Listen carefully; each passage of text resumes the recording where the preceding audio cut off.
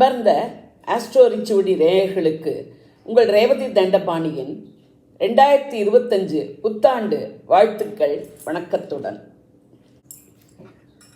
புத்தாண்டு 2025 4 கிரக பெயர்ச்சி நடக்கிறது தொடர்ச்சியாக ஒரு 3 மாதத்துக்கு. 29/3/2025 அன்னைக்கு சனி பெயர்ச்சியும், 15/5/2025 அன்னைக்கு குரு பெயர்ச்சியும், 31/5/2025 அன்னைக்கு ராகு கேத்துக்களோட பெயர்ச்சியும் இருக்குது. அதனால் இந்த வருஷம் ராசி பலன் சொல்கிறதுல இந்த 3 பெயர்ச்சியோட இம்பேக்டும் இருக்கும். அன்பார்ந்த விருச்சிக ராசி, விருச்சிக லக்ன, விசாகம் 4ஆம் பாதம், அனுஷம், கேட்டை நட்சத்திர நேயர்களே, உங்களுக்கான 2025 புத்தாண்டு ராசி பலன்கள். உங்கள் ராசிநாதன் 8 மாதமாக நீச்சமான நிலையில் கடகத்தில் இருக்கிறார். ஜூன் மாதம் நீச்ச நிலையிலிருந்து பெயர்ச்சியாகி சிம்மத்துக்கு செல்கிறார். ஸோ இந்த 5 மாதங்கள் குழப்பங்கள், சஞ்சலங்கள், முடிவுகள் எடுப்பதில் ஒரு மந்தமான சூழ்நிலை இவையெல்லாம் இருக்கவே செய்யும். ஜூனுக்கு பிறகு உங்களது ராசிநாதனின் நிலை ஸ்டேபிளான பிறகு உங்களது இந்த குழப்பங்கள், சஞ்சலங்கள் தீர்ந்து திடமான முடிவெடுக்கும் ஒரு சூழ்நிலை அமையும். மார்ச் இறுதியில் அர்த்தாஷ்டம சனி மாறி இதுவரையில் கொடுத்து கொண்டிருந்த தடைகள், தாமதங்கள் எல்லாம், சனியால் ஏற்பட்ட தடை தாமதங்கள் எல்லாம் விலகி 5ஆம் இடத்துக்கு வரும் சனி உங்களுக்கு குலதெய்வத்தின் நல்லாசி கிடைக்க வழிவகுப்பார். வீடு, மனை, வாகனங்கள் வாங்கும் சூழ்நிலை ஏற்படும். இதுவரை தாயின் உடலில் இருந்த பிரச்சனைகள் மாறக்கூடிய ஒரு நேரமாக அமைகிறது. மே மாதம் வரை 7ஆம் இடமான ரிஷபத்தில் இருந்து நன்மை தந்து கொண்டிருந்த குரு மே மாதத்துக்கு பிறகு 8ஆம் இடமான மிதுனத்துக்கு வருகிறார்.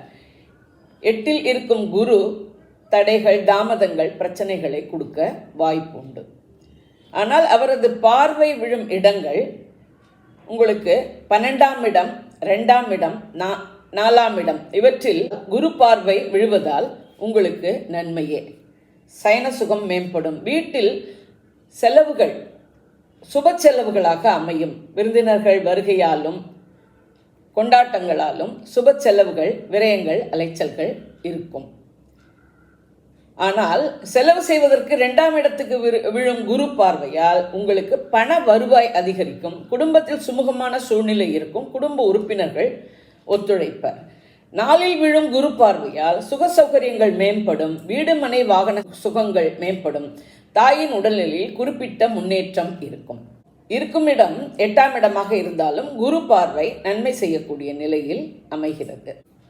ஜூன் மாதம் முதல் 5ஆம் இடமான மீனத்திலிருந்து ராகு 4ஆம் இடமான கும்பத்திற்கும், கேத்து 11ஆம் இடமான கன்னியில் இருந்து 10ஆம் இடமான சிம்மத்துக்கு வருகிறார்.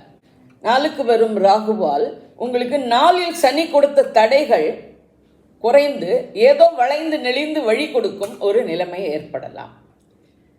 10க்கு வரும் கேத்து வெளிநாடு செல்லும் வழிவகைகளை ஏற்படுத்தி கொடுப்பார். ஆன்சைட் செல்ல விரும்புபவர்களுக்கு அதற்கான வழி கிடைக்கும். வெளிநாடு வாழ் உறவினர்கள், நண்பர்கள், வேற்றுமொழி வேற்றுமத்தினரின் உதவியும் ஆதரவும் ராகு கேத்துக்கள் கிடைக்க செய்வார். ஏற்ற இறக்கங்கள் இருந்தாலும் பணவரவு, குடும்ப வாழ்க்கை, வீடு, மனை, வாகன சுகங்கள் என ஓரளவுக்கு நன்றாகவே இருக்கிறது. ஓஹோ என்று இல்லாவிட்டாலும் அபோவ் ஆவரேஜாக விருச்சிக ராசிக்கு இந்த வருஷ பலன் அமைகிறது. கொடுக்கப்பட்டுள்ள பலன்கள் யாவையுமே பொது பலன். உங்களது சுயஜாதகப்படி, உங்கள் தசாபுக்தியின்படி பலன்கள் வேறுபடலாம். நான் கொடுத்த இந்த வீடியோ உங்களுக்கு பிடிச்சிருக்கும்னு நினைக்கிறேன். பிடிச்சிருந்ததுன்னா லைக் பண்ணுங்க, ஷேர் பண்ணுங்க, கமெண்ட் பண்ணுங்க, சப்ஸ்கிரைப் பண்ணுங்க. நன்றி, வணக்கம்.